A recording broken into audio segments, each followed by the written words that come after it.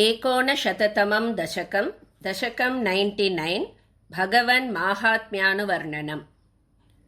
विष्णोर्वीर्याणि को वा कथयतु धरणेः कश्चरेणोन्मिमीते यस्यैवाङ्घ्रित्रयेण त्रिजगदभिमितं मोदते पूर्णसम्पत् योऽसौ विश्वानि धत्ते प्रियमिह परमं धाम तस्याभियायां तद्भक्ता यत्र माद्यन्ति अमृतरसमरन्दस्य यत्र प्रवाहः आद्यायाशेषकर्त्रे प्रतिनिमिषनवीनाय भर्त्रे विभूतेः भक्तात्मा विष्णवे यः प्रदिशति हविरादीनि यज्ञार्चनादौ कृष्णाद्यं जन्म यो वा महदिह महतो वर्णयेत् सोऽयमेव प्रीतः पूर्णो यशोभिः त्वरितमभिसरेत् प्राप्यमन्ते पदन्ते।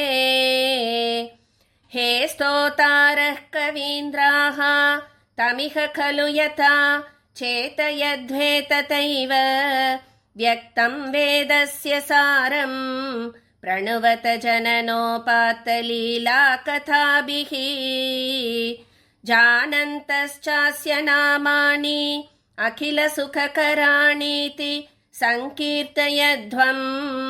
हे विष्णो कीर्तनाद्यैः तव खलु महतः तत्त्वबोधं भजेयम्।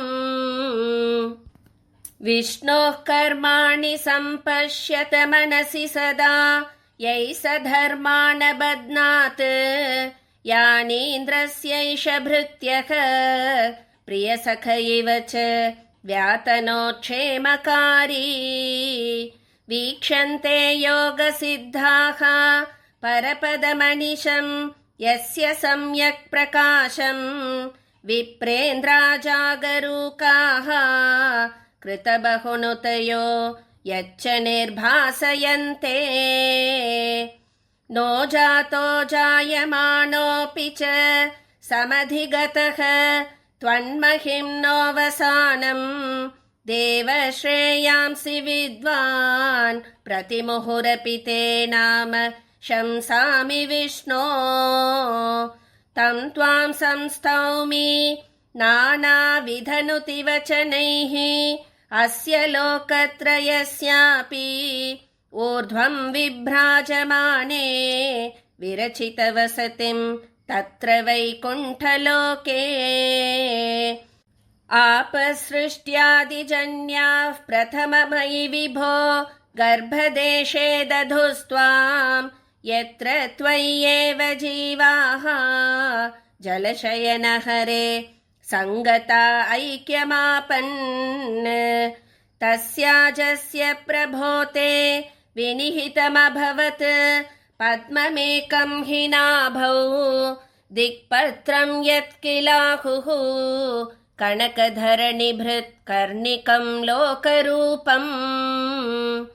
हे लोका विष्णुरेतद्भुवनमजनयत् तन्न जानीथ यूयम् युष्माकं ह्यन्तरस्थं किमपि तदपरं विद्यते विष्णुरूपम्।